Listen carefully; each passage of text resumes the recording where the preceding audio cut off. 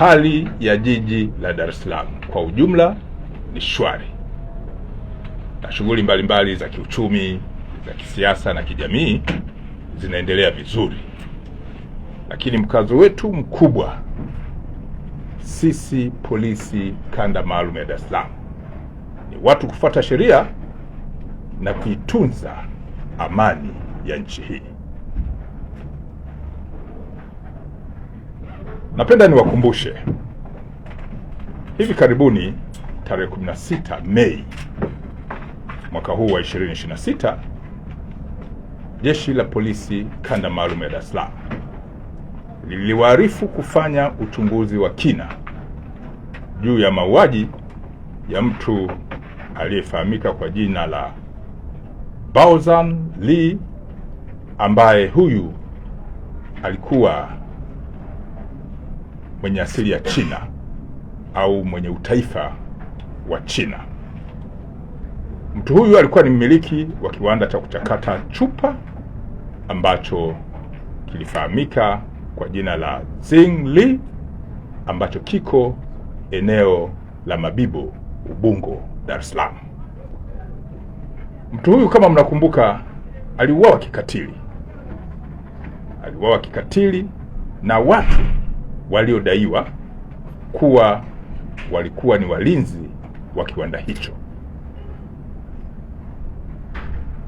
Kifo hiki na mauaji haya yalijenga taharuki miongoni mwa umma na jamii ya watu waliokuwa wanamfahamu mtu huyo. Jeshi la Polisi kanda maalum ya Dar es Salaam liliahidi kufanya uchunguzi wa kina, lakini pia uchunguzi huu umehusisha mamlaka zingine za kiuchunguzi ambazo zipo ndani ya Jeshi la Polisi. Ufuatiliaji umefanyika na Jeshi la Polisi limefanikiwa kuwakamata watuhumiwa 4 katika maeneo tofauti tofauti kuhusiana na tukio hili la mauaji. Watuhumiwa hao wote 4, baada ya kukamatwa, wamehojiwa kwa kina kwa kuzingatia mifumo ya kisheria na wamekiri kula njama kwa pamoja.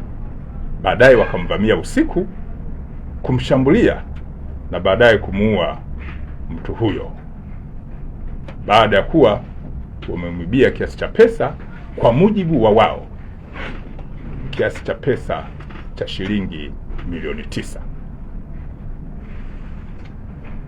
Pesa hizo wanadai zilikuwa ndani kwenye kiwanda hicho, na mara baada ya kufanya tukio hilo na kuiba pesa hizo, walitoroka na kuelekea maeneo tofauti tofauti. Watuhumiwa hawa, baadhi yao 2 wamekamatwa eneo la Namanga mkoani Arusha, na wengine 2 wamekamatwa eneo la Mabibo hapa jijini Dar es Salaam kwa siku tofauti tofauti. Watuhumiwa waliokamatwa wamejulikana kwa majina ya Godson Simon au maarufu kwa jina la Laizer. Huyu ana miaka 25, ni mkazi wa eneo linaloitwa Okolili, Siha, mkoani Kilimanjaro. Mtu mwingine aliyekamatwa ni Elisha Saitoti maarufu kama Lukmai. Huyu ana umri wa miaka 24 na ni mkazi wa eneo linaloitwa Mkonde, Handeni, mkoani Tanga. Mtu mwingine aliyekamatwa amefahamika kwa jina la Godfrey Laban maarufu kama Molel, mwenye umri wa miaka 30, ni mkazi wa Makongo, Kinondoni, hapa jijini Dar es Salaam. Mtu wa mwisho aliyekamatwa amefahamika kwa jina la Godson Pinel maarufu kama Isika, mwenye umri wa miaka 24, naye ni mkazi wa Kigamboni, jijini Dar es Salaam. Watuhumiwa hawa, baadhi yao baada ya kukamatwa wamekiri kutenda tukio hili, na baadhi ya pesa wamekiri kununua ng'ombe ambao wamewaonyesha, ambao wamechukuliwa na taratibu za kisheria, ikiwemo na mifumo ya kisheria jinsi ya kufanya record ya vielezo hivyo itafanyika. Baadhi yao pesa walizozipora wamedai kununua ng'ombe, na ng'ombe hao wamewaonyesha.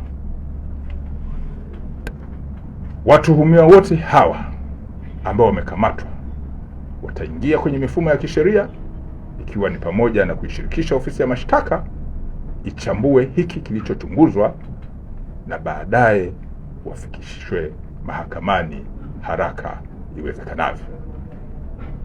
Jeshi la Polisi Kanda Maalum ya Dar es Salaam linaendelea kutoa wito watu kujiepusha na vitendo vya kihalifu. Narudia, Jeshi la Polisi Kanda Maalum ya Dar es Salaam halina huruma na wahalifu. Narudia, Jeshi la Polisi Kanda Maalum ya Dar es Salaam halina huruma na wahalifu.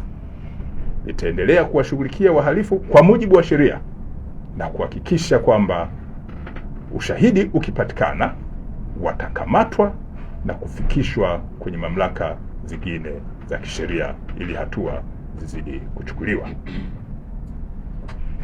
Uhalifu mara nyingi huwaingiza wahusika kwenye misuguano mikubwa ya kisheria. Narudia, uhalifu mara kadhaa huwaingiza wahusika kwenye misuguano mikubwa na mikali ya kisheria. Naendelea kuwashukuru wananchi mbali ambao walichukizwa na tukio hili na ambao kimsingi wametupa ushirikiano mkubwa, wakishirikiana na mamlaka hizi za kiuchunguzi na kufanikisha kukamatwa kwa watuhumiwa hawa ambao watafikishwa kwenye mamlaka za kisheria zingine ikiwemo mahakama. Asanteni kwa kunisikiliza.